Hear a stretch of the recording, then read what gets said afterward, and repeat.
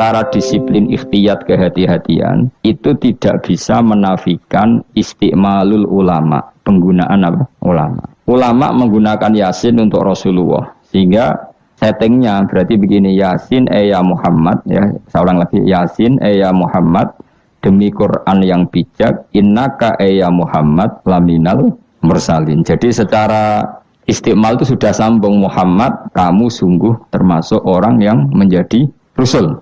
Normal betul? Normal. Sama dengan Toha ma anzalna alaikal qur'ana litasqa. Toha ya Muhammad, saya tidak menurunkan Quran ke kamu litasqa, supaya kamu celaka. Kemudian karena ini tidak ada ulama ingin Quran tetap ada mutasyabihat yang hanya tahu jalur ikhtiyat, maka tahu maknanya.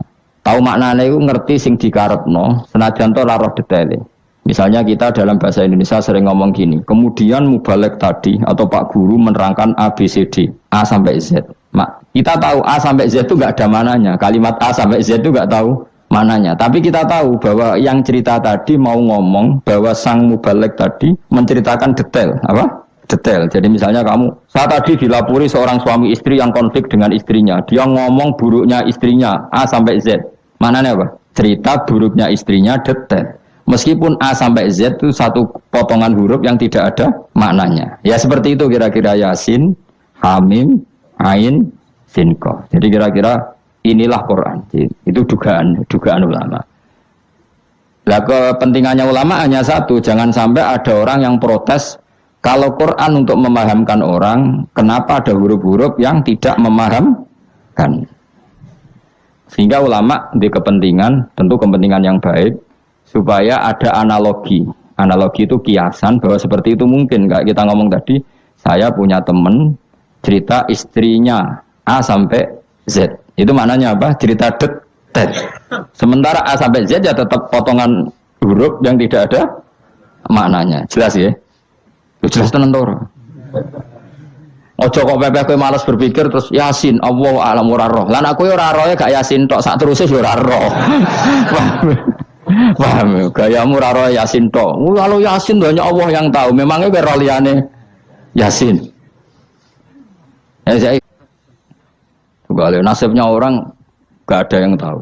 Ya masuk kowe tak takoki halal haram juga roh. Nek potongan roh wis bakat napa? Bakat. Saya ulang lagi ya. Jadi pentingnya ya di Yasin, Toha. Tapi kalau siakul kalamnya itu tentang Rasulullah, yaitu tadi Yasin dan Toha, tentu saya milih Kanjeng Nabi. Karena terusannya innaka laminal mursalin, dan dalam Toha ma anzalna alaikal qur'ana litasqa. Terus keempat, tadi saya sudah mengatakan 3 ya. Bariki soalnya ngalim keren tenan. Keempat, ben sampeyan sing di pondok ke darani murid alim, senajan to kopi paste pokoknya bembo alim. Keempat kemungkinannya begini. Bahasa 0102 terus abaja gak terus nak tok berarti bro, abajadun hawazun abajadun hawazun hato to berarti 9 ya, hato ya 10 ya, kun 20 terus singgah hato ya kun nun sa abajadun berarti bro 4 ya, abajadun 5 gitu. Apa? Berarti mau biro tok songo ya. Tok songo 5. Leres gitu. Kok mamang lho Mustafa mesti menang. Bab itu kan dia menang. Dan aku tawakal langsung gelem den. Berarti tok itu songo ya. 5 berarti biro 14. Sehingga 14 itu cara ilmu falak dianggap ibaratun anil badri, no? Mergo wayahe napa? Bulan purnama. Bulan purnama itu kan 14, 15, 16. Jadi awalul badri sing kecelo ayamul bid. Iku piro? Nek umumnya sing poso bid itu 13 apa 14? 13 ya. Sampai sing karuan di 14 iku. 14, 15, 16. Nah karena Nabi itu adalah badrun, ibarat rembulan, terus dianggap aja Toha itu 14. 14 itu berarti awalul badri. Mereka tamamul badri itu 14 kalian pinten? 15. Iya, terus ana ulama sing carane mengkaitkan toha maknane Kanjeng Nabi mergo anta samsu. Nah, sampe nak takok Gus kok ora milih 15. Iku sirinya gini, jadi tanggalan niku sing 14 mbek 15 sak mukhtalaf ale. Engko anggere nasibe 14 ana sing darani 15. Sing 15 nasibe ana sing darani 16 atau 14. Mergo bulan itu mesti mukhtalaf alaih. Tapi jelas kalau awal Qaf itu orang Yahudi kan bener. Jadi makomem dur, paling bener ya paling goblok mau. Jadi paling bener. Mergo nyatane ora Yasin ya kowe ya wawahu. Alah, gayamu koyo ora roh Yasin tok. Liyane Yasin ya ora roh. Nah, jadi kowe tak takoki piye cung artine Yasin bahwa alam Gus. Bareng tak takoki awalam yarul ladzina kafaru annas samawati wal ardu kanata ratqan fafatahnu majabe ya wallahu a'lam. Jadi kayak super wawalan. Mulane Allah swayang mbek kowe. Saking sayange goblok diterusno mergo wis sayang pangeran. Jadi ora perlu pinter. Mergo nak pinter malah menurut akal saya. Iku mari sombong. Atau digoblokno terus muni wawahu alam. Mulane sing rido paham nggih. Wong pinter tapi sering istighfar. Tenan to kan aku alim lah aku sering istighfar. Mergo kadang-kadang mulane kula nu termasuk wong alim sing jarang terima fasilitas. Mergo aku izin ketemu pangeran. Gajal misalnya Ruhin mondok terus uang 50 juta. Oke itu baik ya dari segi syiar itu baik, tapi tetap statusnya mendapat. Ya statusnya sehingga bisa saja kita dimintai tanggung jawab Allah. Ke hafal Quran tak paringi gampang kok untuk umroh untuk duit. Apa yang kamu lakukan untuk Quran? Ternyata dia ngapal sono bocah iso maca Quran ya sebab ini. Ada pengajian Quran sebab ini. Karena dia ada juara nasional. Sing iki goblok memberi. Kenapa? Sing iki pinter mendapat atau menerima. Paling karena tersesa itu maka ulama memberi satu analogi. Meskipun tidak yakin tapi bikin satu kiasan. Kira-kira maknanya seperti ini. Ya saya tadi punya tamu yang cerita jeleknya istrinya. Cerita A sampai Z. A sampai Z itu nggak ada maknanya. Tapi kamu tahu kan maknanya. Nggak ada maknanya tapi kamu tahu maknanya. Maknanya apa? Detail. Paham ya? Nah orang Arab itu tahu, andaikan kamu orang Arab hidup saat itu tahu, Quran itu begini, hamim, dia tahu, ha itu merujuk apa, mim merujuk apa, jelas ya? Tapi tetap saja kita tidak tahu yang semestinya, sehingga kita tetap ngendikan wawahu alam, dan itu makom tertinggi, itu makom sampean semua. Dan saya milih makom sing dek-dekan, mulane nerangno mau iku makom dek, napa? Dek, sing makom dhuwur napa? Wawahu alam. Aman milih makom dhuwur tapi gak manfaat. Kalau milih makom dek tapi napa? Manfaat. Kayak tawakal itu makom paling dhuwur. Tapi akhirnya nganggur, klunak-klunuk ning omah. Sing ora tawakal do mergawe duwe karyawan manfaati wong akeh. Ki milih ndi? Jare kancaku, sakjane ora tawakal gitu. Angger gak di toko ora nganggur dhewe. Cuma wong kiai ora ada alasan dadi nganggure, alasannya apa? Tawakal. Jelas, mohon jadi jelas. Jadi ulama itu orang paling tersiksa dalam menganalisis seperti itu. Kalau bilang enggak memahamkan, padahal Quran sendiri motivasinya atau tujuannya memahamkan. Sementara kalau faham betul, nyatanya Quran ada ayat mutasyabihat. Ya saya setengah-tengah ngerti polanya, tapi tidak ngerti detailnya. Apa? Ngerti polanya, tapi tidak ngerti detailnya. Yang enggak ngerti detailnya kita ngomong wawahu alam, tapi kok ngerti polanya, piye-piye Quran turun itu lil mubin, lil ibanah untuk memberi penjelasan. Kan nggak kebayang kalau memberi penjelasan, kemudian Quran sendiri maknanya ndak jelas. Ini setengah-tengah. Piye-piye Quran walaqad yassarnal Qur'ana lidzikri fahal mim muddakir. Sehingga ulama mulai dulu tetap ngendikan kalau maknanya Yasin Kanjeng Nabi, mergo urutane ya urut tenan. Yasin ya Muhammad, misalnya wal Qur'anil Hakim innaka ya Muhammad laminal, kan sambung boten? Sambung kan? Coba Yasin ganti makna ya Muhammad. Wahai Muhammad, demi Quran yang agung kamu adalah laminal mursalin. Sambung boten? Toha misalnya, Toha ya Muhammad ma anzalna alaikal Qur'ana litasqa. Sambung boten? Sambung. Makanya mulai dulu ulama berani sholatullah salamullah ala toha rasulillah salatu salamullah ala yasin habibillah. Sekarang kamu pakai makna sing makome sampean tadi, makom wallahu alam. Berarti gini, salatu ala toha ala wallahu alam. Sholatu wa salamu ala wallahu alam. Lho kok sawangane kok kemilah goblok malah pinter. Apa ora milah wis dadi ala yasin habibillah. Coba kalau sampean apa enggak bermaknani Kanjeng Nabi. Dadi sholatu wa salamu wa ala toha ala wallahu alam. Barang wa alam mbok sifati Rasulillah kan aneh. Jadi utusannya Allah itu wonge wallahu alam. Kasus gak? Oh kasus.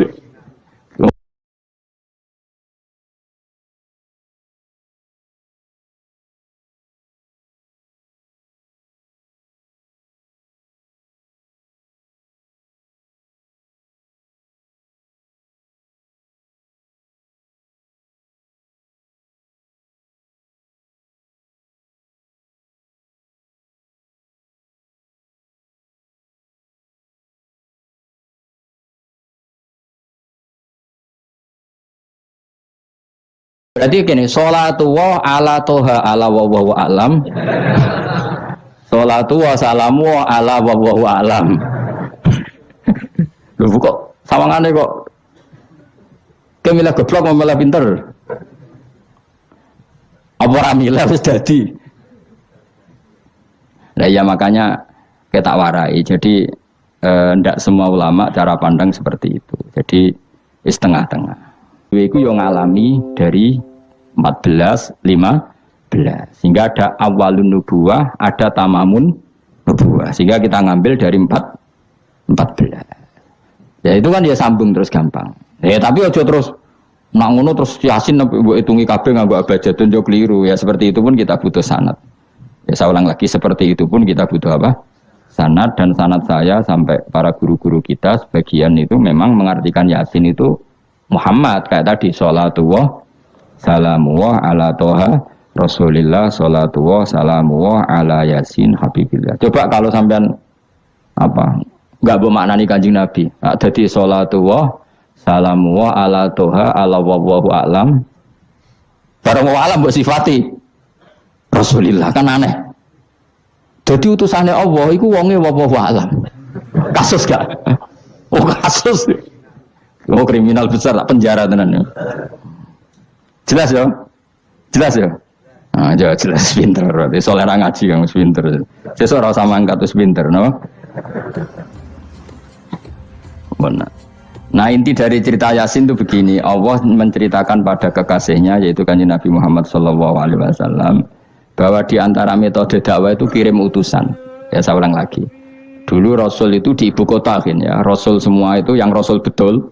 Rasul itu ada dua, ada Rasul yang diutus Allah langsung, yang jenenge Rasulullah, kenapa? Ada Rasul delegasi, kayak sini Mursalun yang di surat Yasin itu Rusulu Isa. Jadi tidak langsung dapat mandat dari Allah, tapi dari Nabi Isa. Yang Isa ini namanya Rasulullah, siapa? Lah yang utusannya Isa jenenge Al Mursalun, tapi Rusulu Isa. Jadi utusannya Nabi itu menunjukkan. Ini makanya kita sering kecolongan gara-gara itu. Sekarang tuh banyak kiai sentral yang nggak punya apa ustadz ya atau kiai binaan di kampung-kampung. Makanya sekarang banyak kecolongan, banyak orang alim di daerahnya tapi dia istilahnya sekarang di Menara Gading, tahu-tahu di kampung-kampung pedalamannya diserang aliran sing aneh-aneh karena ini tidak punya utusan untuk meluruskan ahli sunnah apa? Jamaah. Harusnya enggak seperti itu. Jadi ada Rasul sentral, ada yang didelegasikan ke kampung-kampung tertinggal. Anggap aja niru Nabi sinten Isa. Kayak Rasulullah juga gitu, beliau di Madinah, tapi Sayyidina Ali Mu'ad disuruh ke Yaman. Kita tahu kan? Mu'ad, Abu Musa al-Asy'ari, Sayyidina Ali disuruh kemana? Yaman. Dan semuanya dapat tugas apa? Basyiru wala tunaffiru. Napa? Basyir apa? Yassiru wala tu'assiru, basyiru wala tunaffiru. Cung nak ke dakwah gawe gampang, aja gawe angel. Saiki dakwah kan gawe angel. Apa nerangno ilmu kok ana podium regane 3 juta. Kon sistemnya tak 3 juta. Lha nerangno ilmu ora jelas manfaate kok cek akeh biayane. Aku mulang jalalane 200.000 bontek ora acara bengi iki.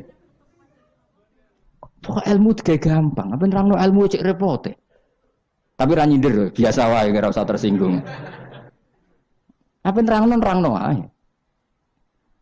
Lho tapi nek niate siar ki monggo, tapi aja niati ngaji ora kasil. Niati ngaji wis ngene iki, butuh ngaji wis Saya berkali-kali ngaji ya seperti ini. Karena ajarannya apa? Yasiru wala tu'asiru. Gawe gampang. Gawe gampang nerangno ya gampang, hitope ya gampang, masyarakate digawe gampang, sing penting ora dosa. Sing penting mboten napa? Riyen Kanjeng Nabi pengen ngaji kadang sahabat ya jek do turu nang masjid.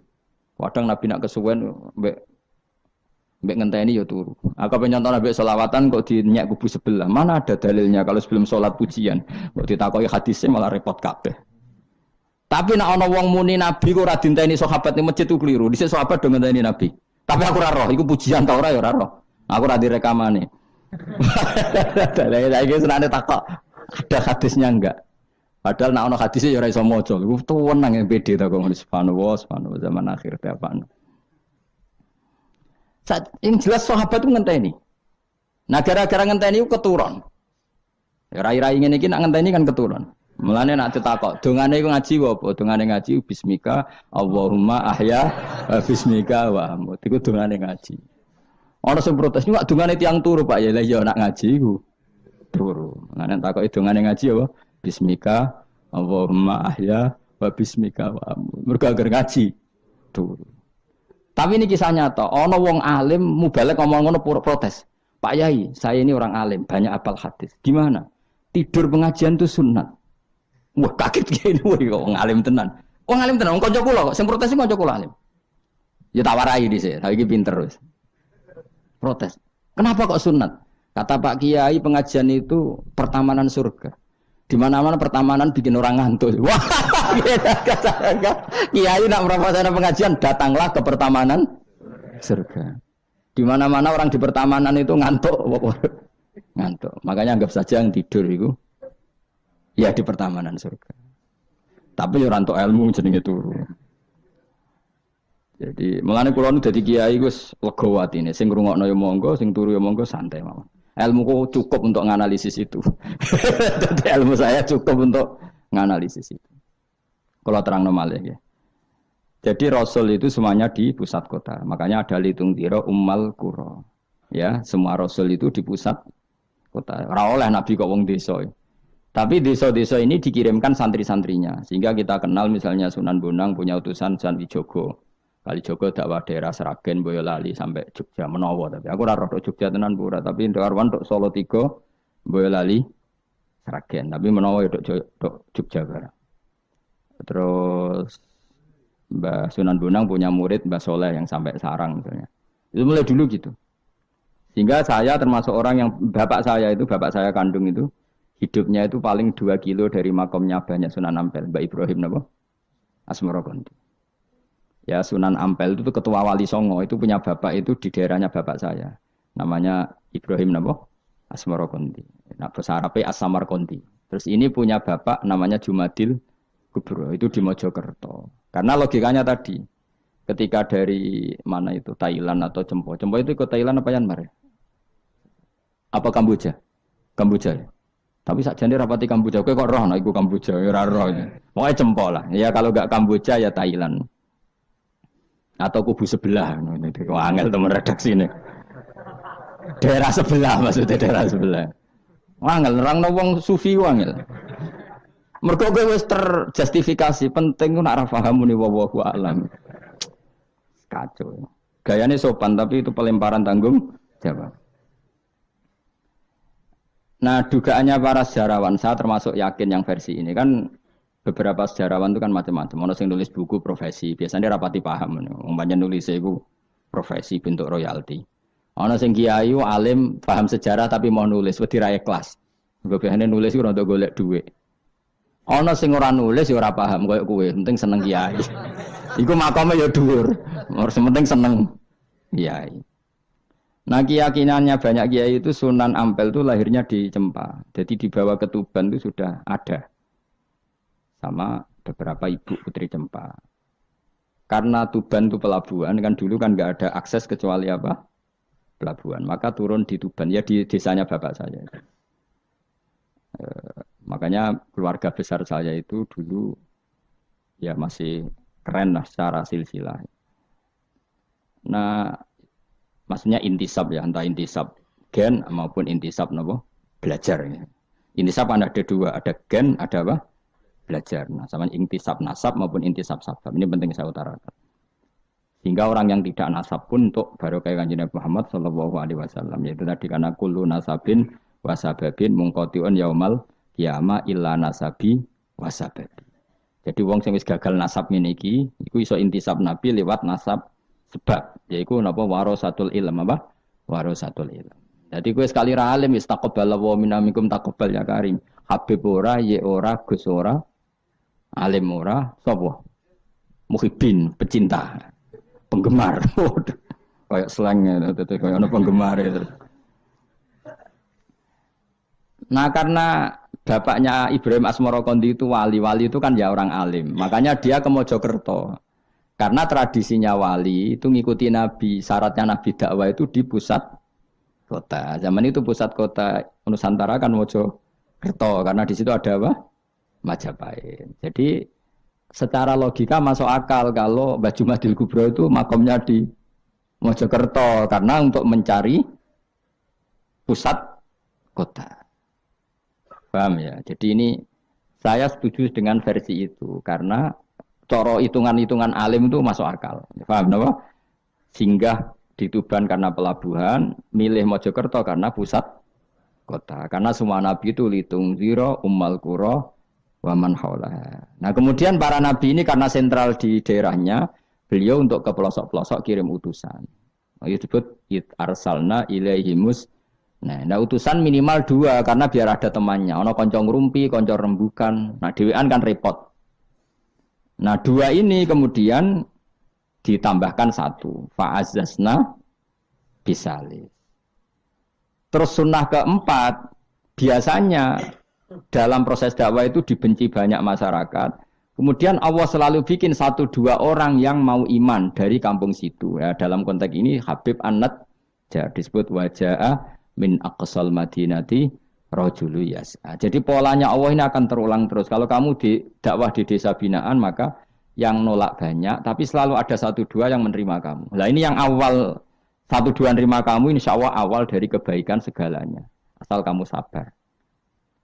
Dan itu harus dilatih. Dimulainya dari mana? Ya dakwah ilallah walillah. Tapi kalau motifnya sudah uang, akhirnya kita repot. Daerah ini prospek karena ngerti HE kiai. Daerah iki ora prospek ora roh HE. Akhirnya sing ora prospek udah mek sugihan di ritual sing kejawen sing cara zahir syirik dijauhi para kiai. Bareng diserang kubu sebelah kene bengok. Nah, kelakuan kok ngono iku apa-apaan, paham ya? Jadi kita ini sudah salah kaprah. Jadi dakwah ning daerah prospek ekonomi maksudnya. Tapi ora gelem dakwah ning daerah bina. Lho kula gak ada cerita niki demi napa? Demi kebenaran kula ungkapno. Di Pasuruan itu ada desa namanya Cowek. Itu dulu bapak ke sana itu pakai truk power. Truk power. Itu kampung situ riyen abangan. Saat ini termasuk menjadi kampung terbanyak hafidnya. Itu sekarang saya teruskan sudah jadi kampung yang maju itu hafid terbanyak termasuk terbanyak itu di situ. Itu dulu bapak ke situ numpak truk power. Nah, truk power iso munggah. Sama singkat kecilnya dijak ke sana. Terus sekarang yang dulu dibina bapak saya sudah diputu. Sekarang saya teruskan. Saya masih dakwah di sana. Kadang ya doan ke saya. Keren. Mulane kula nganti saiki ya ora perlu tak ceritakan, saya masih punya desa binaan di Kalimantan, di beberapa daerah itu santrinya ngaji di saya tak bina karena tadi ada yang di sentral, misalnya saya di Jogja gini namanya sentral. Kemudian ada yang dikirimkan ke desa-desa apa? Bina. Dan itu cukup delegasi karena kalau kiainya induk ikut nguyur ning kono, engko terus kene kosong. Kadang tuke wayoan tok ora binaan. Ya ora apa-apa halal, tapi kadang iku binane ra kasil tapi wayahe kasil. Ya wong akeh ya macam-macam. Kowe ora usah protes. Engko nang protes ustaz juga manusia, jawabe ngono ustaz juga manusia. Intinya itu menjadi inspirasi Rasulullah kemudian bikin dakwah tadi. Makanya Rasulullah ketika sugeng, rungokno Nabi jelaskan pada akhirnya di mana? Madinah kan. Anggap saja Madinah itu ya Umayyah Qura. Tentu Umayyah Qura pertama itu Mekah. Terus kampung kedua Nabi Budi Medina. Saya beri contoh ya. Attab bin Usaid diutus ada yang baca Asid, diutus di Mekah. Ali, Abu Musa al-Asy'ari, kemudian siapa tadi? Mu'ad Itu diutus kemana? Yaman. Terus beberapa sahabat diutus ke Ethiopia, ke Habasyah. Itu malah banyak sekali, termasuk Sayyidina Utsman. Banyak, paling banyak itu yang delegasi kemana? Habasyah. Tapi ada yang cerita itu pasnya enggak Ethiopia. Sekarang sudah jadi negara sendiri, Eritrea atau apa namanya. Tapi ya masih wilayah apa? Ethiopia. Sekarang ada kampung yang jan dulu sahabat di situ, namanya, kalau enggak salah Eritrea. Tapi ya daerahnya mana? Ethiopia. Terus ada beberapa sahabat yang zaman itu sudah ke Syam, Syria, ke pokoknya Syam, bisa Syria, Libanon, Yordan, Palestina. Jadi dulu Nabi itu enggak berhenti ngirimkan delegasi. Dan rumah tenan ini. Dan delegasi ini Nabi kalau ditanya, lalu bima danakdi ya Rasulullah. Lalu ketika saya ada dekat jenengan, kalau ada orang tanya hukum itu saya pakai apa? Kata Nabi ya bi kitabillah, kamu panduannya ya kitabullah. Kalau ndak fa bi sunnati Rasulillah. Kalau ndak al-khikil asbah bil asbah wan nadhir bin nadhir. Ya mirip-miripkan lah, yang mirip ya mirip, yang mirip ya mirip. Sehingga Imam Suyuti itu punya kitab namanya Al-Asbah wan Nadhair. Jadi cari kemiripannya. Apa? Misalnya begini, rungokno tenan. Hukum itu kan mesti ada master. Ya, kalau kamu menjadi pakar fikih itu hukum itu mesti ada master. Master ini kemudian menelurkan furu'.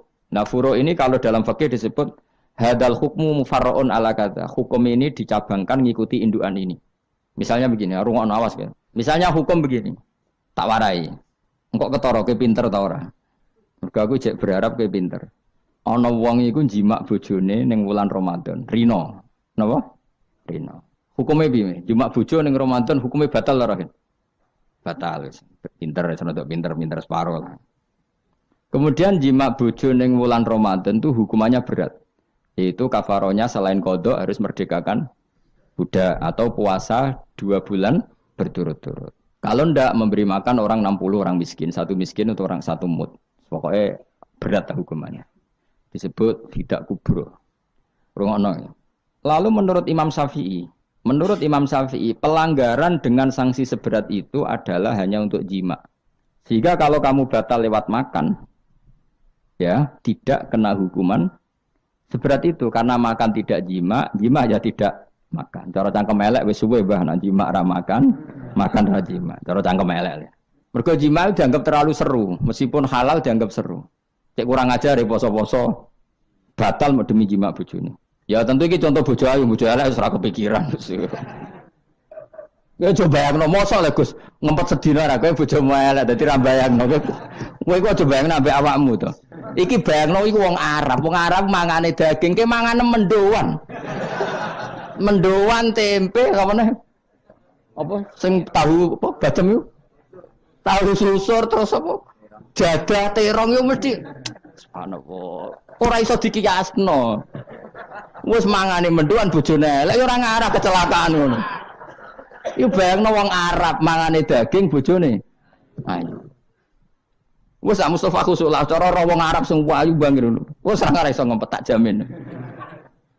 Posisi gelem halal. Jadi kok coba yang awakmu dhewe sing mangane napa?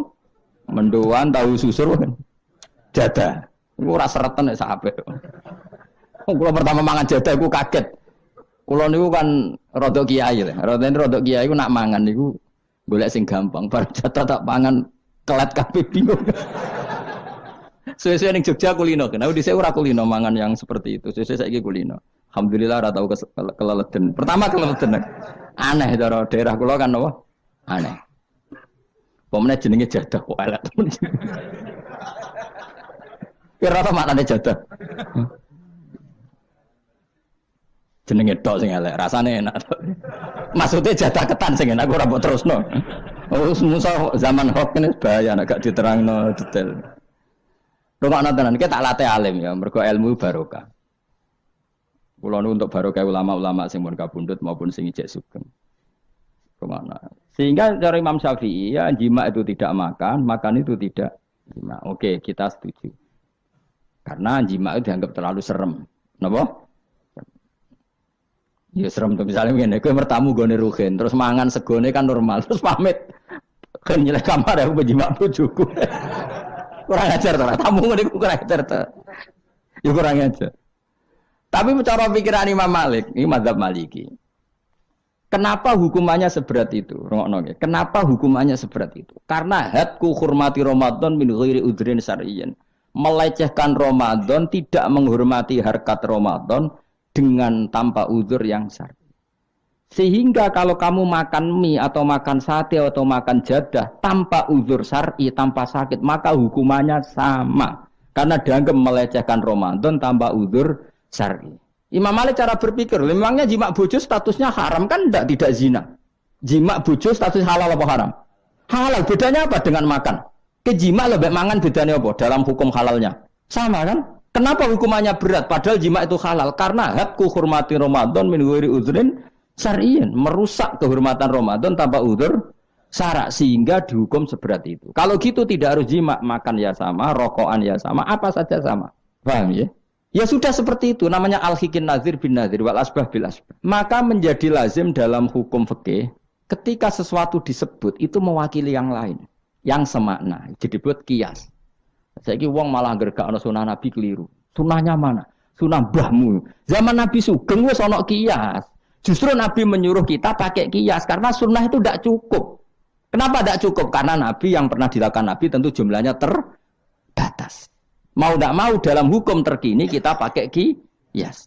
Nah, saya sidik-sidik orang oleh kias kudu sunnah. Maka untuk melawan seperti itu saya kudu cangkem elek gerem. Tapi cangkem elek kerape ulama kok cangkem elek. Malah tak wakil lo kowe sing wis pantes cangkem elek ngono. Kalau di murid cangkem elek kan ya kok kowe ngono iku maksudnya ditakoki. Gimana hukumnya salaman setelah sholat? Oh enggak ada tuntunannya. Bid'ah. Jare sing sitok kubu sebelah mau corone. Jare sing santriku ya rada kurang ajar kok kowe ini. Jare santriku, ya ndak usah dihukumi bid'ah, biasa saja. Mana ada di fikih hukum biasa saja? Ya pokoknya biasa saja. Alasannya apa? Kamu setelah sholat ke kamar mandi boleh enggak? Boleh. Kamu setelah sholat kencing boleh enggak? Boleh. Ke kamar mandi kencing boleh. Lalu nyalakan HP boleh. Nah kenapa kalau salaman enggak boleh? Bedanya apa dengan nyalakan HP? Waduh cangkem elek. Iya cerita cangkem elek. Maksudnya itu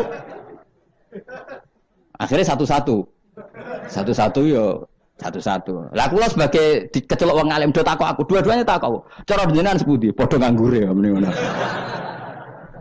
Lah kok saged Gus? Ning dinggon argumentasi hukum kok ketemu pangeran debat ben pangeran sing mutusno. Karena ngene iku padha lucune. Padha lucune lha wong padha nganggure debat ngono lah apa? Nak kowe wong parek pangeran, bar salat ben nguyo ya nguyo, timbang nguyo ning masjid. Sing kepengin salaman nggih monggo salaman. Ora mbek wong ayu mbek Rugen Mustofa ndak ape sahabat nang padha. Ya monggo. Sing ape jagongan nggih monggo, wis biasa wae. Sementing nak bar salat bar salam wis aja salat meneh, engko salat bak dia. Jadi dulu Nabi malah nak bar salat mesti omong-omongan. Mergo kesunatane memisah salat fardu dan salat sunat. Maka lakukan sesuatu. Di antaranya merubah tempat duduk atau ngendikan. Jadi dulu itu enggak terikat. Ayo, ngono iku jenenge kias. Kalau kamu bersolat, boleh enggak kamu setelah solat nyalakan HP? Ya boleh. Boleh enggak setelah solat nge-SMS orang? Ya boleh. Kok enggak dihukumi bid'ah? Kenapa salaman tok yang tersangka? Nah, itu kias. Tapi kalau terus mendingin berhubung sama-sama enggak ada dalilnya, milih yang enggak salaman. Tepaan pinggirnya kira cocok. Ya, tapi ada ngono jujur. Yang ini enak cocok salaman, ora cocok ora usah. Malah angel meneh kan hukum ngono kan. Tapi susahnya apa sih kita tidak ngomong seperti itu? Sing salaman yo keben, wong ini alam demokrasi. Sing ra salaman yo keben ya biasa wae. Wong bar salat itu perintah pangeran eling pangeran. Ya sudah. Ana sing eling pangeran lewat salaman, ketemu wong mukmin. Ana sing carane eling pangeran nduwi lu terus ngaco tasbih. Ana sing nganggo tasbih bid'ah, nganggo drijine. Ya monggo sementing aja misoi wong. Susah ya apa sih? Waras sidik maksudnya ilmiah sidik. Nah sekarang kita tak bedai, kayak saya ini mazhab Maliki apa Hambali, apa Syafi'i, mau udah bedean mau udah. Maka terus diputuskan kalau nggak ada sunnah Rasul maka al-hikin nazir bin nazir, hukum sing mirip-mirip. Sekarang begini misalnya contohnya, saya berkali-kali cerita ini anekdot tapi nyata. Ada seorang alumni penggaweane nabok ibu Juni, nabok itu kan dengan tangan, nabok dalam bahasa Jawa dengan tangan kan. Bareng kiai ini dilapuri. Karena kan jogeman nabuki bojomu. Gang Rongulan bojone Ruhin lapor aku, Gus sakniki mboten nabuki, nyaduki. Bareng Ruhin tak celuk, "Hen, kok cek nyaduki piye?" Jare sing haram nabuki, Gus. Sakniki tak leh nyaduki. Terus aku mending ngene, "Yo aja nyaduki." Gang Rongulan bojone lapor, sakniki ngidoni. Hanya karena terjebak tekstual, apa? Tekstual. Berhubung nabuki tidak nyaduki, kalau nabuki haram nyaduki ra mesti haram, itu terjebak apa? Tekstual. Coba kalau dia waras sedikit, makna haram nabuki itu menyakiti. Saya ulang lagi, makna haram nabuki itu maka nyaduki juga sama, ngidoni juga sama, ngember nganti utang-utang tonggo yo sama, karena itu sakit loh perempuan utang-utang itu. Pemilih di cerdas ngono, terus bertakoi sunnah rasulnya mana? Bar saya. Ya malah nak pangeran ngendikan ning wong tua mau fala taqul lahuma uffin. Jangan katakan hus, terus dia mending jancuk bapak. Loh, kok muni jancuk? Kan tidak uffin. Waras to ora wong sing muni ngono. Kowe sing muni ora lah. Maka sebetulnya zaman Nabi itu sudah ngendikan al-hikin nazir bin nazir. Sehingga kalau orang tua haram dikatakan hus, maknanya haram disakiti. Yang maknanya sejenis maka sah. Nah, jadi mulai dulu kias itu ada, meskipun ya tentu jangan kebablasan. Misalnya yang tanpa ilmu itu kias yang kebablasan. Maka ini penting sekali ngaji. Nah, para delegasinya Rasulullah dulu dibekali gitu. Sayyidina Ali ditanya, terus kaidahnya yasiru walatu asiru basiru walatu nafiru. Bikin mudah, bikin ceria, jangan bikin susah. Bikin gembira, jangan bikin susah. Malah kalau ngaji seneng guyon. Perkara ini kowe sumpek ning omah, rai-raimu serai sumpek. Lah wis sumpek ning nggon ngaji, disumpekno pisan. Kan sumpek double. Stres malah ngel-ngel wong. Jadi tidak guyon nae ben rileks, lali utang sejenak, no. Mergo nak dawuh Nabi jelas basiru beri berita gembira. Nah, supaya teko ngaji ra paham lah swarga, wis pokoke kayak berita gembira. Tenan mbok ora sok mben kok. Cocokane sok mben. Ya agak-agak tenan, aku ikhlas ya tenan. Mulane cara kiai-kiai kuno nak ngakali. Yo kowe ngaji mbek aku mesti swarga, asal ikhlas. Ana tambahane ana asal ikhlas wae. Jadi saya ulang lagi ya, kias itu enggak bisa dihindari karena yang dialami Nabi itu hanya jumlahnya terbatas. Lalu sahabat tahu ini hukum ini ikut partai ini partai ini.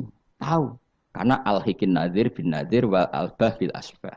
Tadi Imam Suyuti ngarang kitab al-asbah wan nadzair. Jadi cari mirip-miripnya. Misalnya gini, tak beri contoh. Aku sholat kan ya, Allahu Akbar. Kemudian ada setengah upo, bukan sampai satu, setitik, cilik terus telek. Itu kecelok makan apa kecelok keuntal? Loh, cilik kelek. Kecelok makan apa kecelok keuntal? Keuntal. Maka potensi tidak batal itu tinggi. Tapi nak upo sitok ning tangan mbok jupo. Wes salat maksudnya, terus mbok lebokno. Iku keuntal apa mangan? Mangan.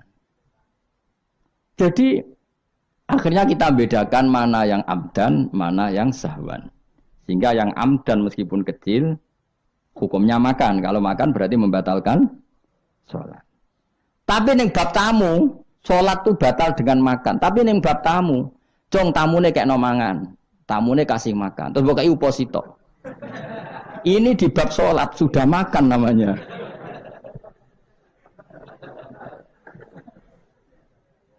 Paham ya? Neng bab sholat, sing darani mangan batal lu saupo apa kudu sak piring? Saupo. Nah neng bab nyugoi tamu, sak piring apa saupo? Sak piring. Sama-sama istilahnya makan, tapi orang akan tahu konteksnya. Makanya dibutuhkan kontekstualis muqtadul hal, bukan sekedar tekstual. Nah sekarang orang malah mau didorong supaya terlalu tekstual, ya tidak bisa. Apa ngajak goblok bareng? Lah nak nuruti bid'ah, apa ngaji bid'ah, mana ada Nabi wa tafsir Jalalain?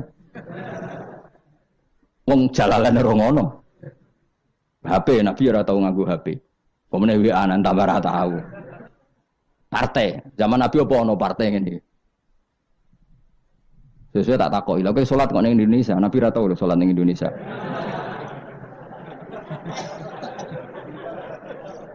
Malah panjang kan kalau diterus-teruskan. Maka kita hanya ngambil Nabi ku sholat itu sujud ning Allah Subhanahu. Maka yang penting itu sujud.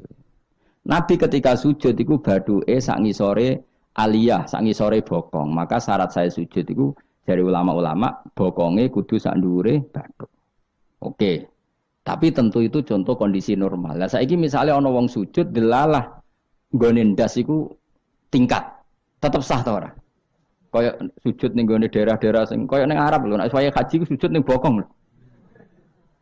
Ya sudah, jenenge darurat itu tidak kondisi normal, selalu istisna dalam keadaan darurat. Makanya ketika Imam Ghazali sama masih ingat betul. Umumatus syar'i makhsusatun bima naqalahu ulama uddin. Wa palo. Nak ben darani wong alim, utawa ya alim tenan, utawa ibu-ibu pokoke penting ngapalno. Ya umumatus syar'i makhsusatun bima naqalahu ulama uddin. Atau bima naqalaha ulama uddin samiin. Sesuatu yang umum dalam redaksi syariat pasti ada istisna. Yang ulama itu tahu, istisna itu pengecualian. Misalnya begini, saya ngomong gini, nyekel bojone wong haram ta ora? Jawab ya. Jawab kan, nyekel bojone wong haram ta ora? Haram mutlak apa ana pengecualian? Haram mutlak. Pemenang ayu kan tambah haram. Elek haram. Tapi tetap meskipun itu tidak diungkapkan ulama, semua ulama ngendikan nyekel bojone wong haram, haram besar. Ya selain haram rawan dibaca nek bojone Madura. Ya haram plus rawan dibaca. Tapi misalnya terus berdasar pegangan itu, sono bocah ayu kelintir ning selokan. Terus mbok baro. Kok mbok baro kan haram Gus. Ya mati lah dul. Meskipun tanpa istisna orang tahu dalam konteks seperti itu pasti istisna. Paham ya? Ad-darurat tubihul, maka harus kamu selamatkan. Lah anak wis selamat kok ijek mbok cekel iki.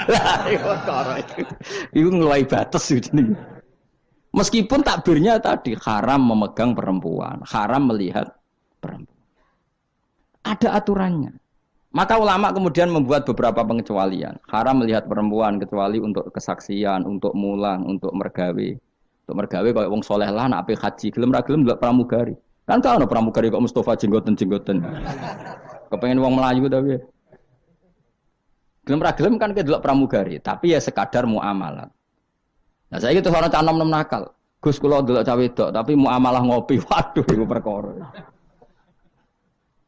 Sing muamalah ngopi ngene lho, ana kiai saleh lunga maro Jakarta, kepengin ngopi terus mandek, kebetulan bakule ayu, lha iku halal. Mergo niate ngopi kebetulan bakule ayu. Nak kowe kan mbok bidhe, mana bakul sing ayu? Terus mbok parani, lha iku beda. Yo, dadi beda wae. Nak kepengin halal yo. Kowe iku maro Jakarta, yo. Gak pilih-pilih kan, terus ngantuk ngopi, kebetulan bakule ayu. Terus ngopi sak kadare, umumnya ngopi 10 menit ya tetap 10. Nah itu insyaallah halal.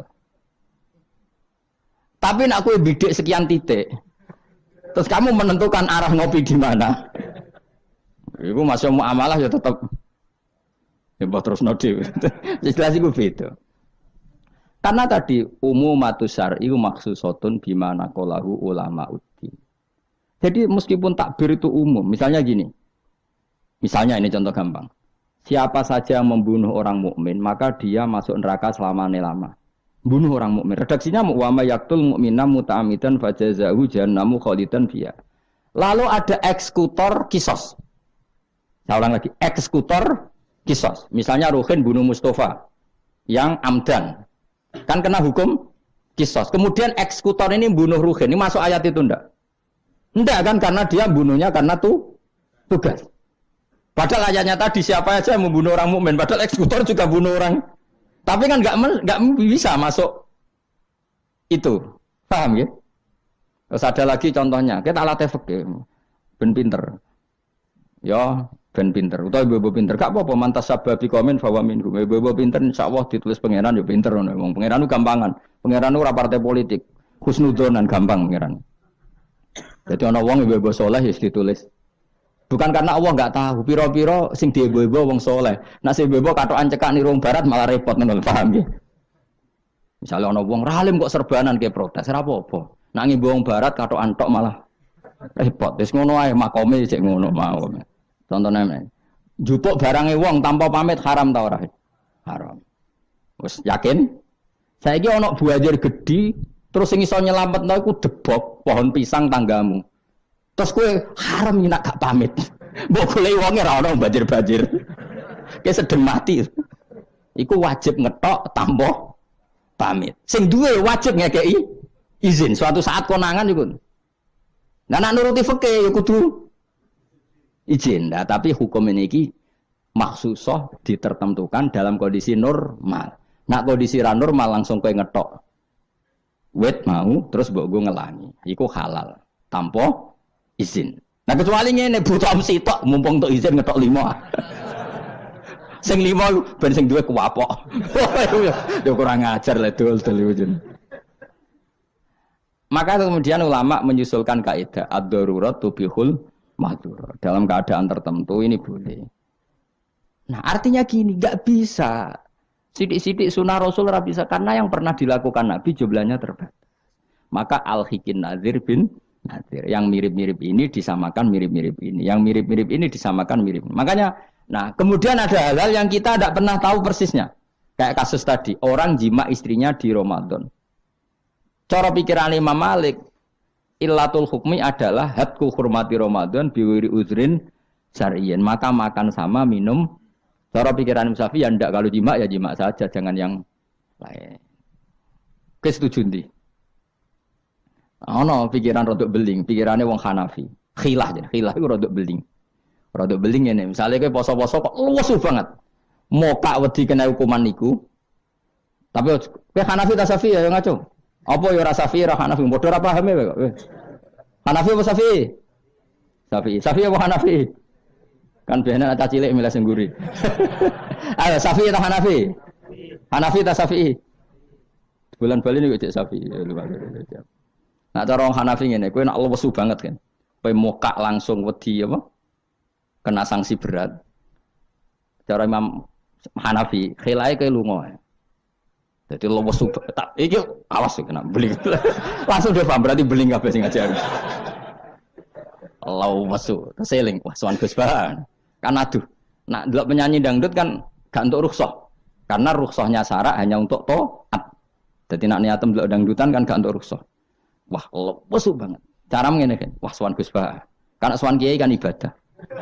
Nah, ketika kowe niat sowan iku wis musafir. Musafir wis ning giwangan ngopi. Ya wis. Iku khilayo. Tapi kok ya pengiran tetep perso. Iku kabare ngene Mas, kabare. Sampeyan nang bun rokok dilebokno tong. Sampai malaikat ditendang. Protes. Lah kula mboten ate dosa kon bun rokok, gak nglebokno tong.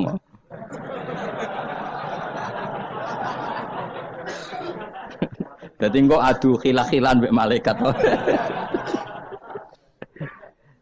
Dadi nak sing ra khilah ya tapi ya masuk akal dari Abu Hanifah wis ngene ae nak kepeksane kepeksa ke lesu. Kan sebetulnya syariat itu gampang, nak lesu banget sampai membahayakan fisik. Gak perlu ngolah kan kamu statusnya famangkana minkum maridon awala safar dengan vonis medis bahwa kalau kamu tidak makan pingsan misalnya cukup sudah boleh buka. Paham ya? Syariat itu luas. Makanya saya ulang-ulang lagi umumatus syar'i maksusotun bimana qalahu ulama uddin. Meskipun nas itu umum, ulama tahu catatan-catatannya, aturan-aturan. Jelas ya?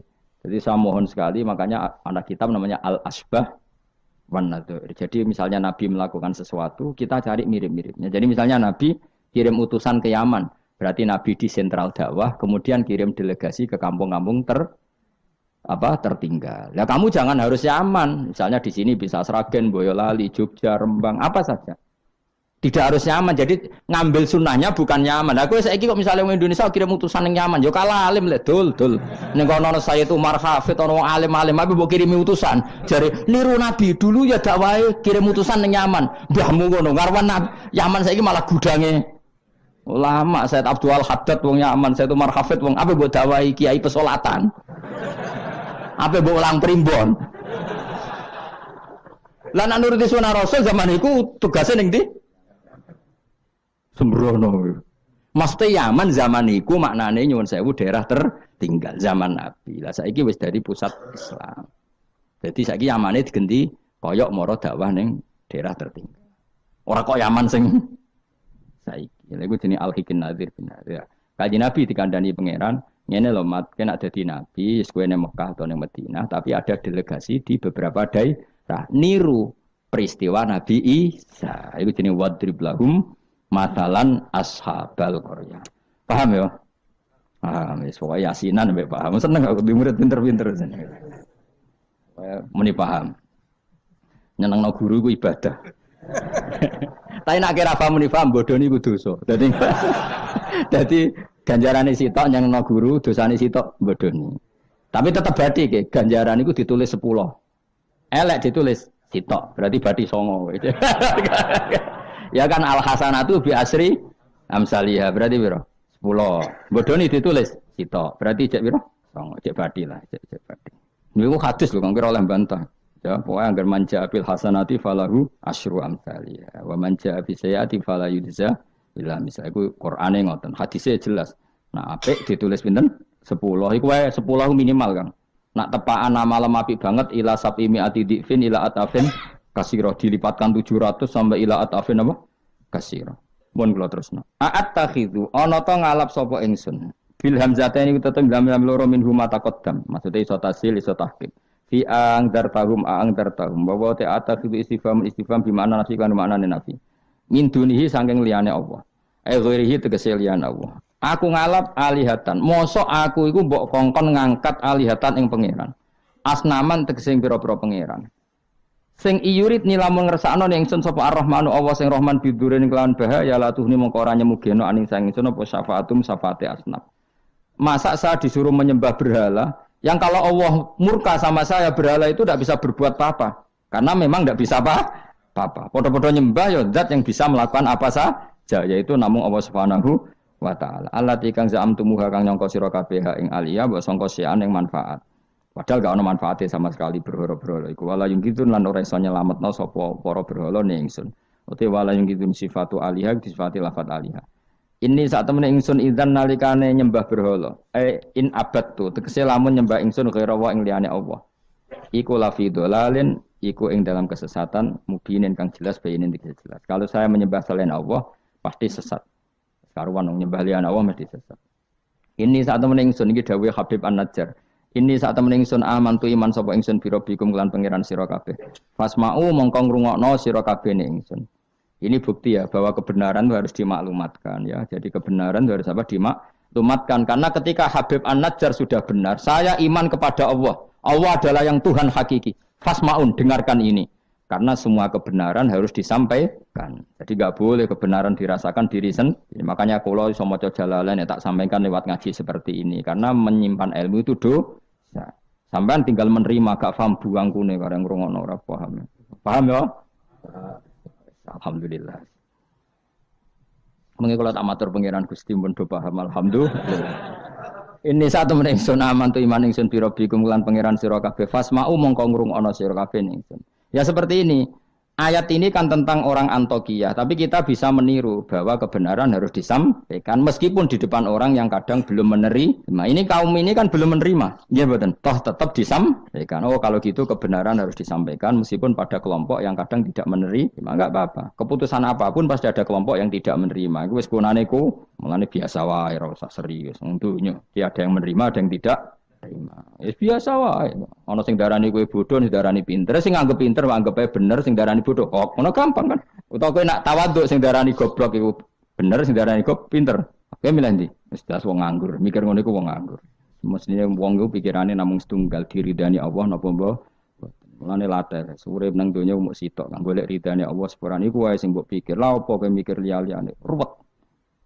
Pikir niku mawon. Misale kula ngaji tak pikir entuk ridane Allah Ta'ala ora usah mikir santri rohae guru, itu rohae cek orang untuk ridane Allah selesai, napa? Kok repot ning dunya, repot. Sing di dunya pangeran kok mikir ridane manusa, pusing. Semikir ya ridane napa? Pangeran warido ka matlubi napa? Warido ka matlubi. Soale melane dungane ulama-ulama dhisik lakal hamdu idza radita walakal hamdu ba'dar ridha walakal hamdu hatta tarda. Ini diwolak-walik ki sami mawon manane ya Allah.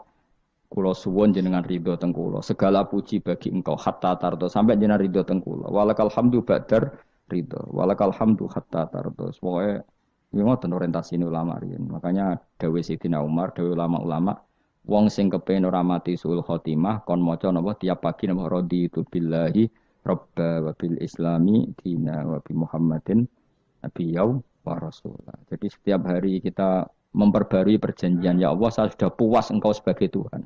Saya puas sepuas-puasnya bahwa engkau yang sebagai Tuhan. Kalau yang jadi Tuhan tidak selain engkau, wah kacau dunia. Sehingga orang itu terbiasa ridho be Allah.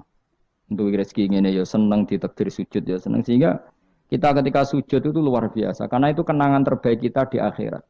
Rumang samu kenangan terbaik di akhirat kau jadi pengamat. Sebenarnya di syuting di akhirat kau omong terus.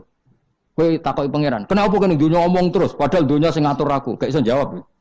Tapi aku di syuting pangeran zaman yang dunia sujud. Wah keren, wah keren. Kenapa kau sujud? Terang arah pangeran takok ngono. Mergo adone manusa ini napa sujud. Maka kenangan terbaik kita di dunia adalah apa? Sujud. Makanya Rasulullah kalau muji sujud sampai ngendikan hatta takuna sajdatu khairan minad dunya wa ma fiha. Pada akhirnya nanti kamu ngakui bahwa satu sujud lebih baik ketimbang dunia dan karena itu identitas kita, status kita. Sujud adalah identitas kita, status kita. Makanya kenangan terbaik kita di dunia adalah pernah apa? Sujud. Ya sudah itu saja. Yang lain-lain itu variasi. Bahkan kita cari makan supaya kuat sujud. Golek konco ngaji semakin yang sujud sama Allah banyak. Mulane apa? Sujud ma'as sajidin. Kita cari komunitas yang sama-sama sujud. Ini saat temen ingsun aman tu iman ingsun bi rabbikum lan pangeran sira kabeh fasma'u mongko ngrungokno sira kabeh ingsun. Isma'u. Tegese ngrungokno sira kabeh kauli ing ngucap ingsun. Zaman iku farajamuhu. Mongko padha ngantemi watu sapa ngakehu ing Habib An-Najjar fama ta mongko kapundhut sapa Habib An-Najjar. Ila den dawono lagu maring Habib An-Najjar inda mauti nalikane kapundhute Habib pas kapundhut malah sama Allah didhawuhi udkhulil jannah. Udkhul mlebu sira al jannata ing swarga. Nak tengene Yasinan langsung qilat khulil jannah. Wa qila lan didhawono pengene dakhala manjing sapa Habib An-Najjar ing jannah hayan ing zaman urip. Jadi zaman sugeng wis langsung dilebokno swarga. Ini keistimewaan. Jadi tidak ada proses mati langsung apa? Dimasukkan apa?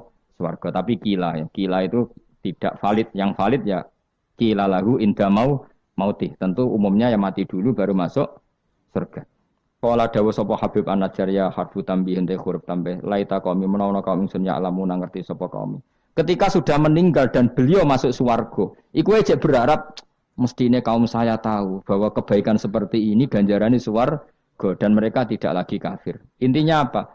Orang soleh itu tidak boleh berhenti berharap kaumnya akan jauh lebih baik. Habib An-Najjar wis kabundutnya masih berharap kaumnya baik mengakui kebenaran sampai ijek ngendikan ya laita qaumi ya alam. Itu kayak apa? Sekarang enggak banyak dai ijek urip padha uripe putus asa. Gak kena dikandani.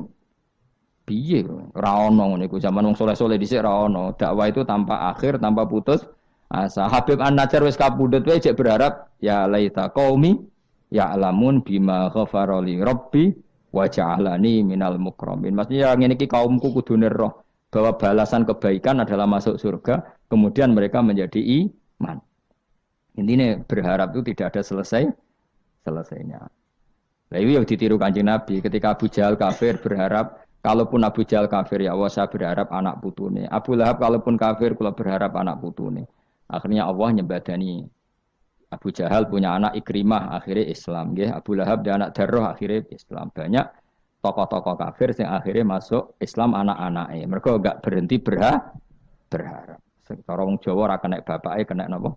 Anaknya, ora kena anaknya kena putune. Karena kebaikan enggak boleh berhenti. Misalnya Indonesia ini kurang baik era sekarang, mungkin era anak kita lebih baik, era cucu kita lebih baik.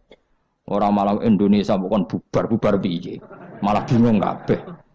Kayak santri ini aku aja berharap nak sampean ra alim mungkin anaknya tambah alim puture aja kok bapaknya ra alim pomene anake ya iso wae anake sampean luwih alim lu kathah lho ayo sing mondok-mondok ning ngapal Al-Qur'an bapake aja samae rapal kuwi ku anake udah hafal Qur'an bapake teko kok ngarep padahal aja samae rapal anake diwisuda hafid ayo yang sekarang udah jadi dosen di UGM di UI banyak bapake ra sekolah SD anake udah jadi dosen lebih baik apa enggak? Yang sekarang numpak Alphard bapaknya dhisik numpak apa saja. Bisa. Tapi nak ngalim jeneng rada angel, tapi kan bisa. Bisa itu mungkin itu bisa, paham ya? Pokoknya jangan berhenti berharap. Keren tau agama. Habib An-Najjar iku wis mati, wis kapundhut, mlebu swarga iku cek berharap ya laita qaumi alam. Nah ini jenis al-hikin nadir bin nadir. Kita ngambil pelajaran ini bahwa orang soleh itu tidak berhenti berharap akan kebaikan umatnya, kebaikan kaum. Paham? Oh paham, so kado pinter. Saya pinter. Aleta kaum ya kamu nak ngerti semua kaum. Seneng diurit pinter seneng. Sesuai kaya TK paham. Ya justru apa itu kok TK? Kan ra itu so. Bima klan perkara kufaro kang nyepuro lima ringsun sapa Rabbi pangeran ingsun. Kaumku ngerti bi kufronihi kelan penyepuranane Allah. Wa ja'alalan gawe sapa wong ingsun minal mukramin sange wong sing dihormati. Pernah suatu ketika Sayyidina Ali itu marah besar. Hingga beliau marah besar di antara kalimatnya itu karena ini tengah-tengah kalimat langsung pakai fa. Terserah santri-santri yang iqrab. Fakubhan lakum hina sirtum gharadun yurma. Jadi umat ini akan buruk sekali ketika posisinya itu objek saran tembak. Ketika misalnya haji itu bagus prospek, nanti ujung-ujungnya yang bikin sajadah kadang orang sana, mau biang kubu sebelah nanti sensitif secara politik. Nanti ketika umat Islam punya kebutuhan pakaian ihram besar, juga yang produk kadang orang lain. Begitu seterusnya, sehingga setiap kebutuhan kita pun yang produk itu orang lain. Sehingga Mbah Wahab berpikiran sampai impor mori pas itu kain putih. Begitu juga traveling, ketika umat Islam butuh mudah pergi ke Mekah untuk haji dan umroh, juga bironya itu kadang orang lain. Zaman itu Hindia Belanda, sehingga beliau dulu sudah mendirikan semacam biro haji. Itu semua adalah madhab di antara madhab Sayyidina Ali ketika beliau mengatakan fakubhan lakum hina sirtum gharadun yurma. Buruk sekali kamu di mana-mana ini jadi objek.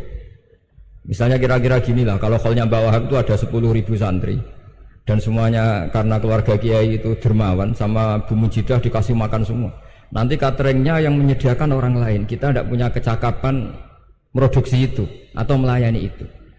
Sehingga perdagangan Mbah Wahab dalam tradisi keulamaan itu dimaknani sebagai supaya kita ini jadi aktor, baik di perdagangan, di politik maupun dalam solusi urusan-urusan publik. Misalnya sekarang ada problem apalah, sebetulnya solusinya gampang sekali. Ketika kita minus atau ketika kita tidak berkecukupan, mulai dulu lama itu solusinya gampang. Pernah suatu Abdul Qasim Al-Junaidi atau siapa sajalah, ini karena polanya sama, menyuruh muridnya, saya tolong belikan ikan. Cara sekarang mungkin dikasih uang 50.000, terus dikasih tahu sama muridnya, Pak Yai uangnya tidak cukup karena harga ikannya 70.000. Terus kata gurunya, beri lebih murah lagi, uang 50 aja tidak cukup kok, cari yang lebih murah. Kata beliau, arkhisuhu bitarki, ya bikin murah karena kamu tidak berkeinginan, jadi nggak usah belikan katanya. Ini penting sekali karena dulu ada solusi masyhur itu makalahnya Imam Syafi'i itu. Kata beliau, fa innal ghina anisyaila bihi. Kalau kamu ingin tidak tergantung sesuatu, maka hindari sesuatu itu. Jangan memaksakan memenuhi sesuatu itu dengan memaksakan, tapi hindari sesuatu itu. Saya misalnya kalau nuruti kepengin, misalnya kalau saya dengan nafsu serakah saya, mungkin saya ingin punya mobil mewah, punya ingin apa saja, tapi itu membuat saya tersiksa karena harus menyediakan ini itu. Ya sudah, tidak usah ingin. Sehingga mudah sekali. Makanya kata ulama dulu, fa innal ghina anisyaila bihi. Untuk menjadi berkecukupan, usahakan banyak hal yang tidak Anda butuhkan. Semakin banyak hal yang kita butuhkan, maka kita akan tergantung akan sesuatu. Makanya banyak ilmuwan, saya sering diskusi sama pakar-pakar sama ilmuwan, apakah negara Amerika itu negara yang kuat? Banyak ilmuwan yang berpikir, itu ilmuwan politik, bukan tasawuf, berpikir negara paling lemah itu ya kayak Amerika, karena semakin powernya kuat, ketergantungannya semakin kuat. Untuk memenuhi kebutuhan listrik harus begini, untuk kebutuhan minyaknya harus ini. Semakin kita kuat, maka ketergantungan akan sesuatu semakin banyak. Jadi ibarat orang yang punya Alphard sama yang enggak, kayak mana ya? Kayak yang enggak, karena kebutuhannya ada banyak. Artinya dalam kondisi krisis, ulama masih punya solusi, yaitu al-ghina itu anisyaila bihi. Jadi usahakan ketercukupan itu karena menghindari kebutuhan-kebutuhan yang tidak primer, yang tidak prinsip, bukan memaksakan semuanya terpenuhi. Karena kita ini ulama. Dulu ketika sebelum ada negara, belum ada TNI, itu ulama punya cara untuk ngelawan Belanda. Karena mereka terbiasa punya loyalis, punya muhibbin, punya ghirah, punya strategi. Sehingga Belanda itu kesulitan ngedidik ulama. Apalagi mereka terus ke Mekah, ketemu komunitas internasional yang semuanya berfatwa bahwa penjajahan harus dilawan. Itu luar biasa. Belum ada negara, nggak ditopang negara, kemudian tetap bisa melakukan perlawanan. Coba kalau dulu ngelawan nunggu, wah saya mau ngelawan penjajah kalau saya diangkat jadi TNI, saya mau ngelawan kalau saya punya otoritas yang disahkan negara, itu ribet. Negara ini saya tidak akan ngaji lama-lama, tapi saya akan cerita khas Mbah Wahab sesuai riwayat yang saya dapatkan dari guru-guru kami, bahwa beliau tadi seperti yang dikatakan Pak Said, membina dan menyebarkan NU kemana-mana tanpa uang proposal. Nggak kebayang saat itu proposal kepada siapa, negara sendiri masih susah. Lalu mau diajukan kemana? Terus yang mau tanda tangan itu ya siapa? Jadi yang saya tahu tadi, yang penting kita niru sesuai yang diidam-idamkan tadi Sayyidina Ali. Jangan sampai kalian itu menjadi gharadun yurma. Ada apa saja orang lain yang memikirkan labanya, kita yang jadi objek. Sehingga zaman itu kita terima kasih semua sama Mbah Hashim, sama Mbah Wahab, karena ini zuriyatam ba'duha min ba'd. Kita tahu Mbah Wahab putra Mbah Hasbullah, punya ibu Nyai Fatimah, terus sampai Mbah Abdus Salam ya. Kemudian Mbah Hashim punya ibu Halimah, punya lagi siapa setelah Halimah itu Lainah ya. Nah, terus Mbah Abdus Salam, jadi ini zuriyatam ba'duha min ba'd. Kalau dalam tulisan itu sampai Mbah Abdul Jabbar bin Ahmad bin Mbah Sambu. Memang Mbah Sambu punya beberapa saudara, diantaranya ada yang namanya Mbah Yusuf, itu yang melahirkan keluarganya Mbah Ahmad Siddiq Jember, Mbah Siddiq Jember. Ada yang Abdul Halim yang melahirkan keluarga Lasem, termasuk saya itu lewat jalur Mbah Abdul Halim. Jadi zuriyatam ba'duha min ba'd. Dulu semua orang zaman Rasulullah SAW itu dilatih jadi aktor, jadi subjek. Sehingga orang yang miskin pun ketika perang Tabuk, perang Dzatil Usrah, itu semua menyumbang. Ada yang menyumbang emas yang nggak terkira, yaitu Sayyidina Utsman. Ada yang cerita, ya Rasulullah saat tadi malam buruh dan punya beras hanya 2 kilo, yang 1 kilo saya sumbangkan jenengan, yang 1 kilo saya pakai untuk keluarga kami. Sekarang logikanya sederhana, kalau orang miskin 3.000, pas itu anggap saja pasukannya misalnya 3.000. 3.000 nyumbang beras 1 kilo, itu artinya terdapat 3.000 kilo beras. Artinya apa? Orang Islam yang miskin membiayai dirinya sendiri untuk makan. Dan mereka adalah aktor heroik. Tapi kalau misalnya ini orang-orang miskin ini tidak mau urun rembuk, kemudian menjadi beban negara, maka yang harusnya dipakai senjata, dipakai beli sembako. Dulu zaman Nabi meskipun orang itu miskin, itu semuanya bersifat heroik. Sehingga perang Dzatil Usrah itu perang paling dikenang Al-Quran. Nah, efek dari ingin memberi adalah tidak tamak. Makanya kalau dalam kitab tasawuf itu orang kikir itu gak dikritik, yang dikritik orang tomak. Karena orang menvonis orang lain kikir itu pasti karena berkeinginan mendapat. Kalau tidak berkeinginan mendapat, maka orang lain tidak akan kamu vonis sebagai kikir. Andai kan kita semua ingin memberi sumbangan kepada Indonesia, maka kita tidak akan menvonis pemerintahan kita tidak becus ngurmat kita. Meskipun pemerintah tentu berkewajiban ngurmat orang-orang miskin itu tentu. Tapi andai kan semua orang miskin berpikir ingin menyumbang pemerintah, maka tidak akan menyalahkan pemerintah ketika faktanya nanti suatu saat atau kapan saja, semoga ini tidak terjadi, itu tidak mampu menyumbang. Karena masyarakat kepikirannya memberi, bukan mendapat. Ini solusi-solusi yang diajarkan Rasulullah SAW yang disebut al-yadul ulya khairun minal yadis sufla. Jadi bahwa posisi memberi jauh lebih baik ketimbang posisi menerima. Sehingga ketika Allah mensifati orang baik itu siapa? Allah mensifatinya sederhana. Wa mimma razaqnahum yunfikun. Orang yang kepinginannya itu yang memberi. Itu dulu zaman Nabi pas perang Khandaq, pas perang Tabuk, pas beberapa perang, itu orang yang paling miskin pun turun. Sampai orang-orang munafik mencibir, innallaha ta'ala la ghaniyun an shadaqati hadza. Allah tidak butuh sedekah hanya 1 kilo. Tapi coba efeknya dari sedekah 1 kilo itu tadi, misalnya orang miskin yang perang 3.000, itu semuanya memakan uangnya sendiri setidaknya enggak jadi beban negara. Terus mentalnya itu patriotik. Dari mental patriotik itu ketemu Belanda kayak apa, mereka bisa makan apa saja. Mulai ares gedang, mulai apa saja, yang penting halal. Karena mentalnya dari awal heroik. Tapi andai kan mereka mentalnya tomak, mungkin sudah mati karena wah nunggu negara ngasih makan, proposal dulu sudah mati. Tapi orang dulu enggak, karena heroik inginnya memberi sehingga bisa mendapatkan solusinya sendiri. Ini solusi yang saya tawarkan sebetulnya ini mudawwan. Artinya mudawwan itu ada di beberapa kitab, lihat di beberapa tafsir istilah perang Dhatil Usrah, perang Tabuk atau perang apa saja itu memang zaman itu susah sekali. Itu menjadi solusi utama adalah setiap orang ingin bermental patriotik. Nah, kalau sudah orang bermental patriotik itu gampang, ukur apa saja itu gampang. Karena tadi dari 3.000 atau 1.000 atau apa saja pasukan sampai ada yang urun tadi beras 1 kilo, tapi 1 kilo itu menjadi satu apa ya, satu watak ya, satu karakter bahwa bangsa ini inginnya memberi sama negara, sehingga negara ini mudah merdeka. Coba kalau semua orang miskin zaman itu bermental ingin mendapat, ribut proposal, nyalahkan ini, nggak didata miskin tersinggung, kan capek. Jadi ini memang zaman akhir ya, agak aneh, orang nggak didata miskin itu tersinggung. Kalau besanan nyari yang kaya, tapi kalau ada sumbangan nyari sebagai yang miskin. Jadi kalau tanya solusi khas ulama, kita belajar dari perang Dhatil Usrah. Itu orang yang miskin semuanya urun. Nah, barokahnya urun itu kemudian mereka bermental patriotik. Barokahnya patriotik, yang kaya, yang miskin, yang pinter semuanya berkontribusi untuk menyumbang negara.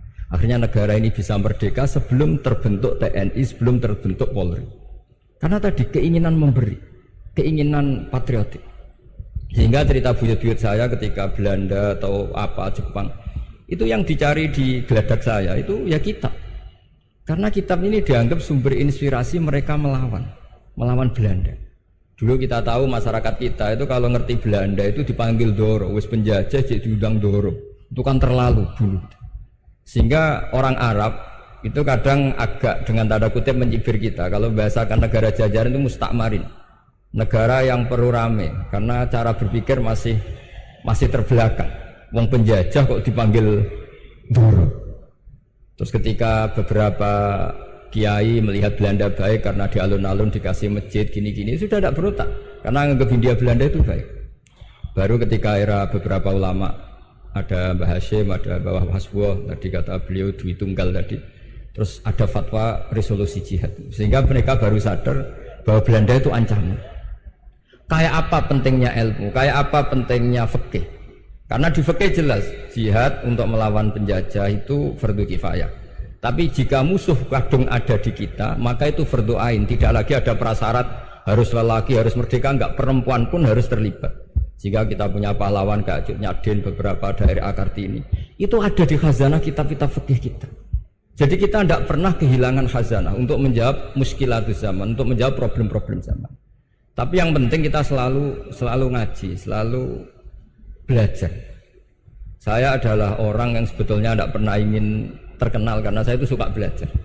Cuma saya bikin pengecualian, mau diundang kalau pernah sepuh. Ternyata yang pernah sepuh itu banyak. Ini agak musibah bagi saya karena harusnya kiai itu ya dihormati, tapi gara-gara kalah sepuh digawe kongkonan. Saya ini kemana-mana digawe kongkonan. Jadi gayanya nasihati, tapi aslinya diperintah.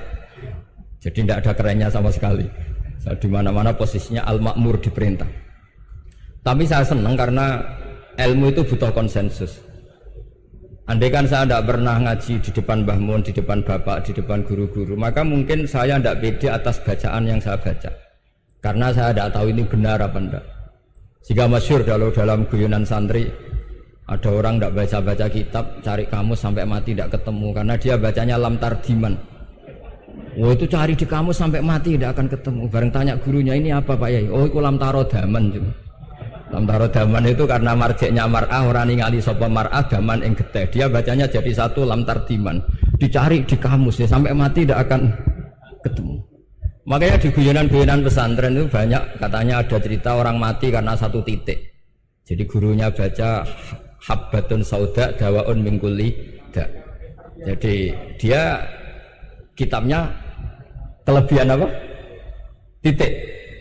Jadi kelebihan titik dia bacanya itu hayatun sauda dawaun min kulli da. Nyari ular hitam, kobra, dipatuk mati. Padahal sesuai resep kitabnya, karena kitabnya dia kelebihan titik hayatun sauda, artinya maknanya ular hitam. Sementara tagnya mestinya habbatun sauda.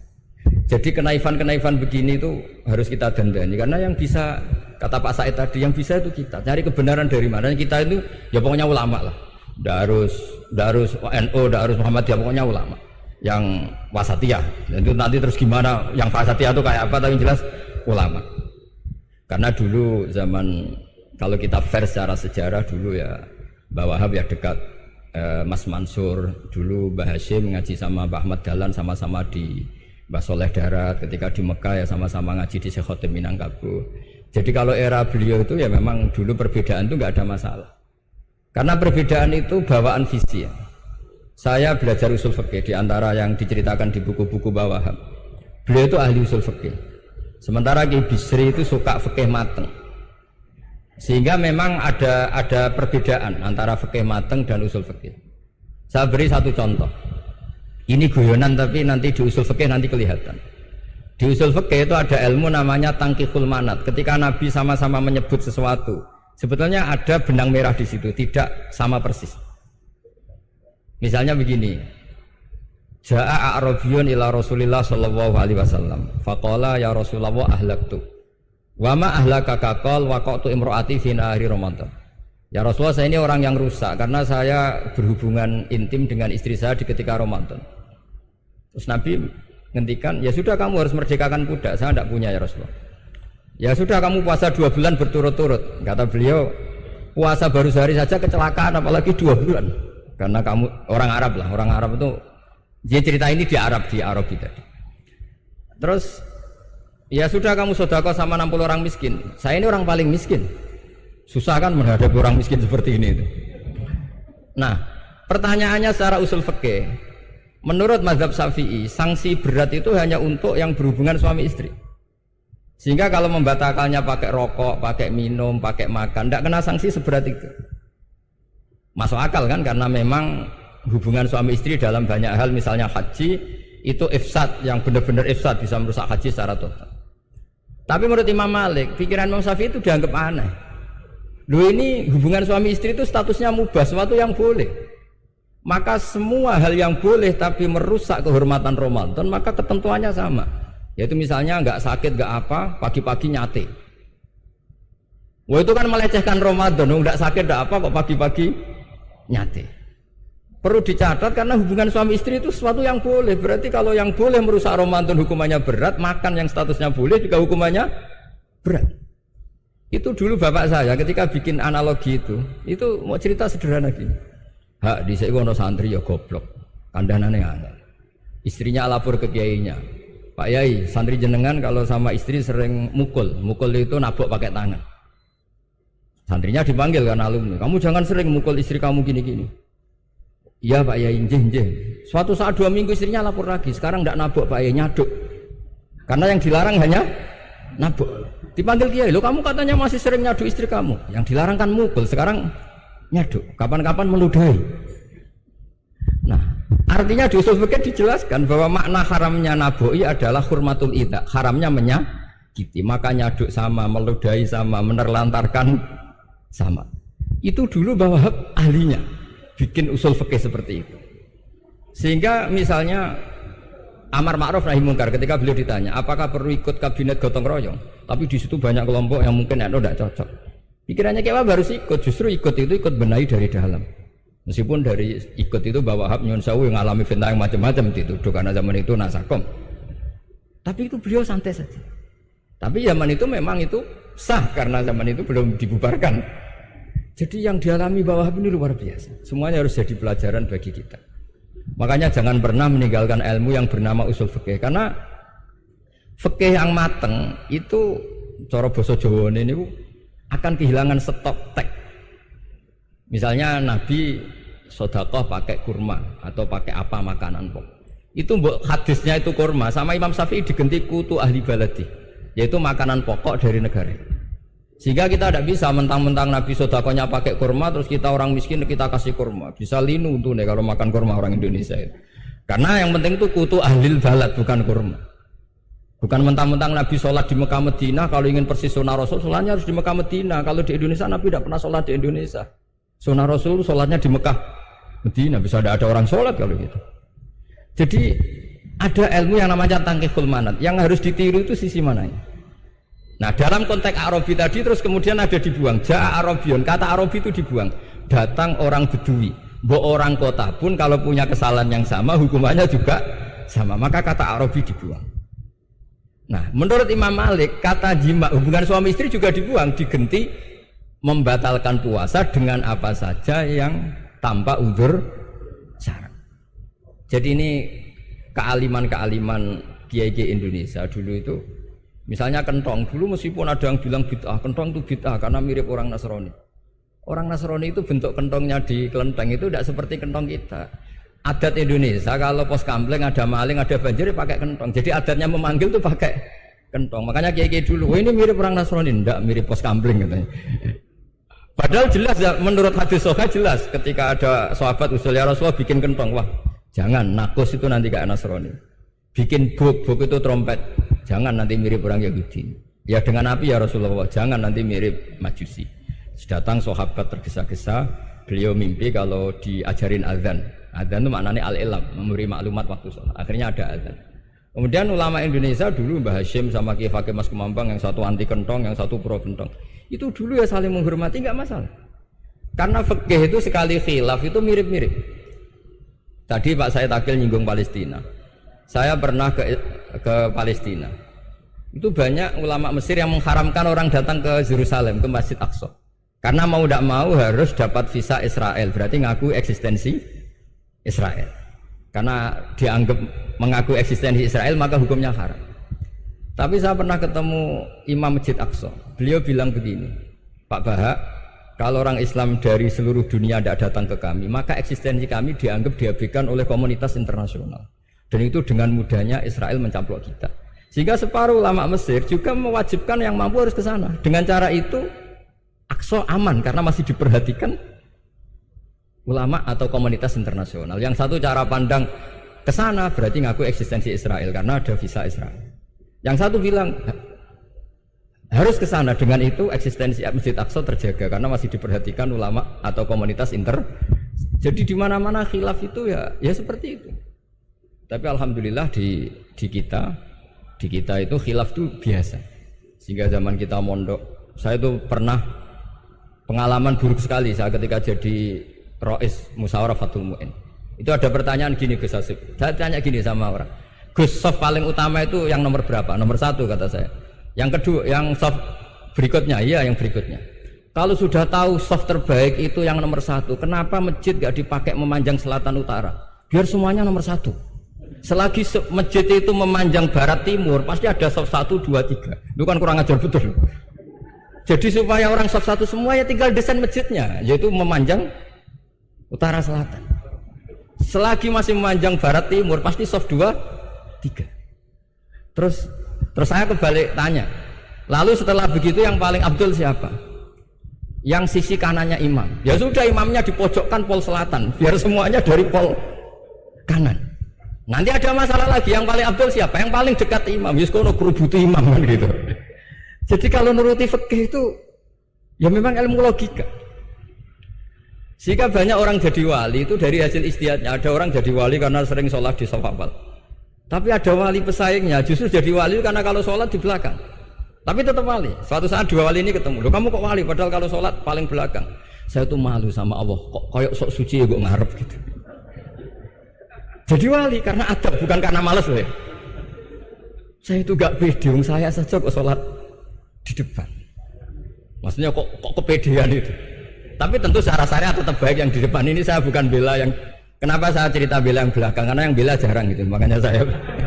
Dan kebetulan saya kalau sholat ya sering di soft belakang. Tapi ini saya cerita betapa logika fikih itu khazanahnya banyak dan luas.